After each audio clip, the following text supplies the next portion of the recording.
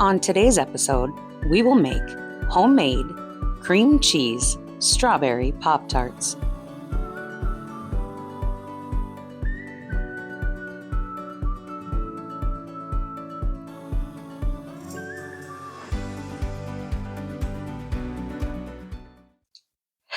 Thank you for joining me in my kitchen tonight. Yes, tonight it is about 9:30. I had to wait till all the kids were in bed, hopefully sleeping, just so that I could record this video for you. So, as I said, today we are going to be making a homemade version of a cream cheese strawberry Pop-Tart. Now, this recipe is one of my own.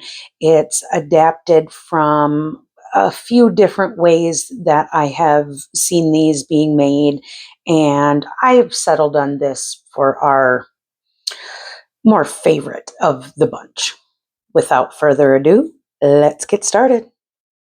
All right, first things first, you need 2 cups of flour.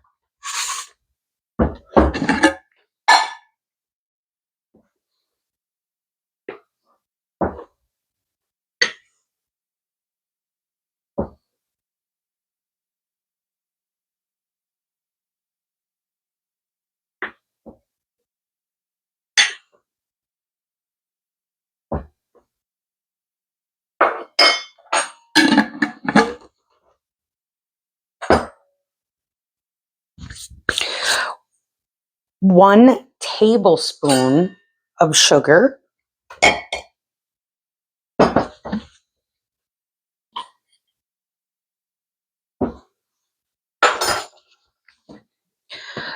A pinch of salt.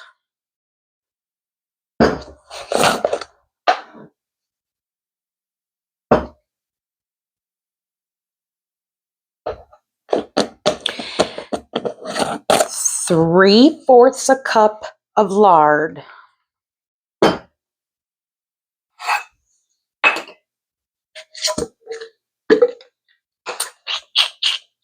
going to get this out.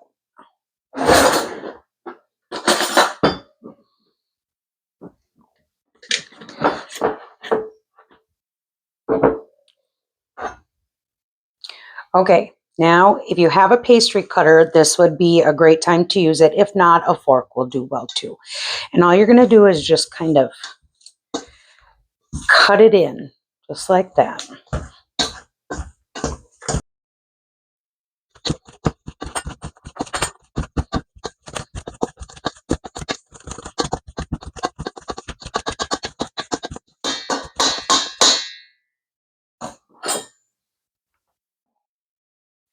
In a separate bowl, you're going to take 1/4 cup of water, 1 egg, and a splash of vinegar.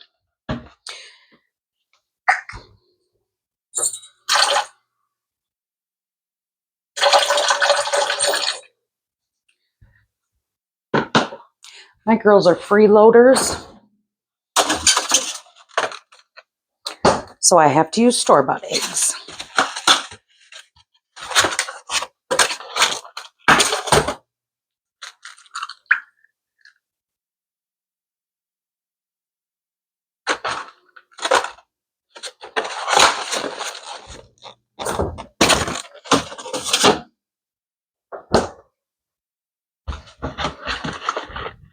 Just a splash.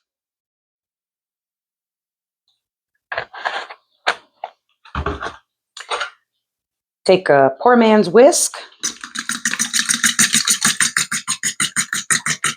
Try not to spill all over yourself.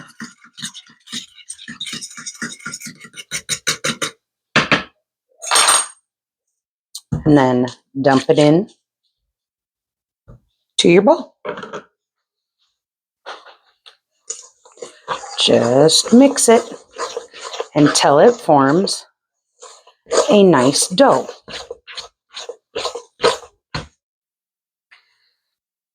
Once you have mixed enough, it should turn into a little, it's tacky. It's not sticky, just tacky ball of dough. When that is done, you're going to take and wrap this in plastic wrap. You could do aluminum foil if you need to, whatever, and put it in your fridge for about a half an hour. Now, you can also do like this. This is going to be the top of your Pop-Tart, and this will be the bottom. So you could wrap them separately and put them in the fridge like that as well. Okay, so while the dough is chilling, we're going to make the filling. Now, you can do this a couple different ways. I am actually using our homemade strawberry syrup, and that's mainly because my kids don't like chunks, and we're not huge fans of cooked fruit. So some people will use jam, whether it's homemade, store-bought, whatever. That's fine if you want to do that. I'm just showing you our way of doing it. So you need your strawberry, whether it's the syrup or the jam, whatever you want. And that's kind of to taste it. There is no real ratio. And I'm sorry, we got flies. I'm sorry I can't give you better direction than that. I guess maybe a fourth a cup if you really have to have some type of measurement for that. So you're going to take a pack of softened cream cheese. Just soften it by, you can leave it on your counter for half hour. That'll work just fine. You need powdered sugar. And this probably a fourth a cup. Again, it's kind of to taste.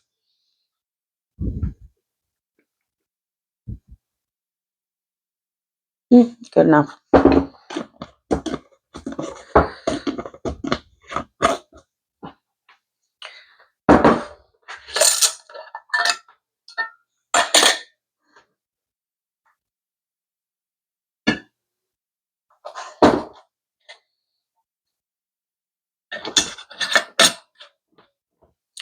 And then just a touch of vanilla, little splash.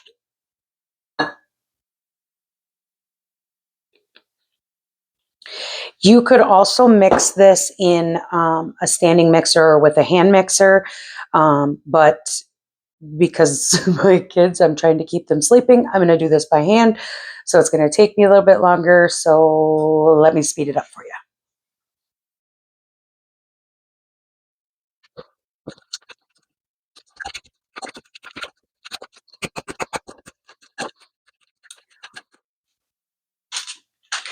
Take a cookie sheet, line it with parchment paper.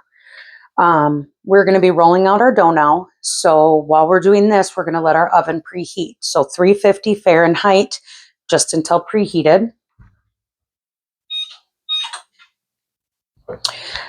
Dust our surface a little bit. Now, so my filling, okay, if you live on a farm, you understand flies, is a little bit more liquid than I would like. So what I did was I added a little bit more powdered sugar to it.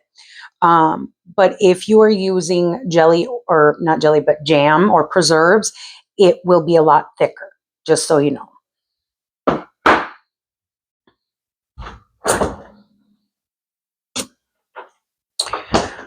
All right, we'll work on one, put the other back in the fridge until we're ready.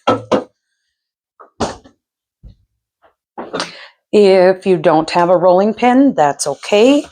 You can do this by hand. It's just easier with a rolling pin sometimes.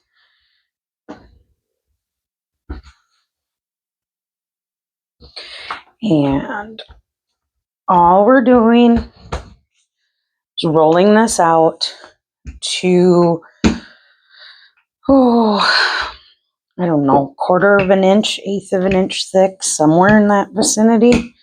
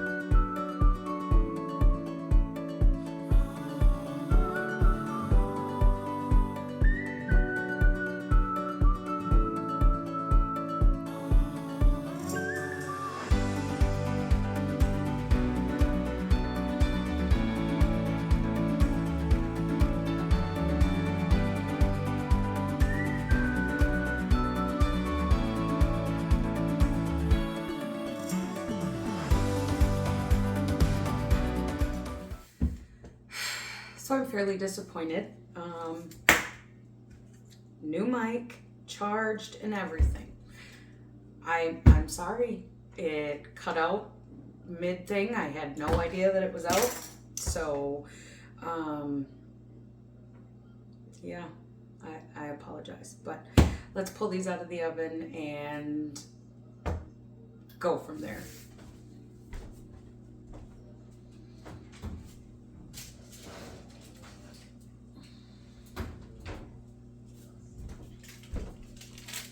All right. See that? Whoops. Okay, so golden brown is what you want. We will put them on a cooling rack.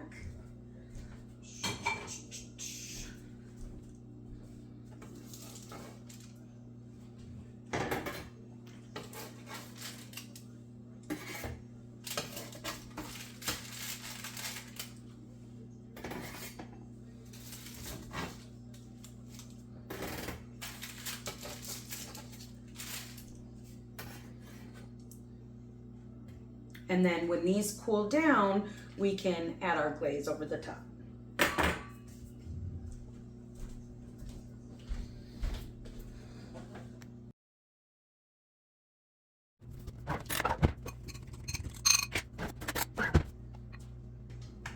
And there you have it. Homemade Pop-Tarts. Again, I apologize for the technical difficulties. When I'm editing, I'll put more in the captions for you. Me and technology, we're just not seeing eye to eye lately. But I hope you and your family enjoy.